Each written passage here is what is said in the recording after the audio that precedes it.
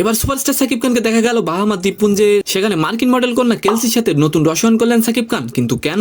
তো কি অবস্থা, কেমন আছেন? আমি রহমান সবুজ আর গাইজ আজকে আলোচনা করব বাহামায় মার্কিন মডেলকে নিয়ে নতুন রসায়নে সাকিব খান। এই বিষয়টি নিয়ে সাকিব বাহামায় নতুন মডেলের সাথে খবরটি শোনার পর ভক্তদের মাঝে ব্যাপক উৎসাহ সৃষ্টি হয়। বাহামায় চোখ জোড়ানো লোকেশনে একদিকে ঢালিউড কিং সাকিব খান আর অন্যদিকে লাস্যময়ী আমেরিকান মডেল ও অভিনেত্রী কেলসি নটেজ। রাজকুমার সিনেমায় কোর্টনি কবিকে নায়িকা হিসেবে না নিয়ে কেলসিকে নিলে জমে যেত বস। উফ, কি দেখতে কেলসি নটেজকে। ও হ্যাঁ, এই যে আপনি তো সাকিব খানের বড় ভক্ত, তাহলে দেরি না করে ভিডিওতে একটি লাইক দিয়ে দিন।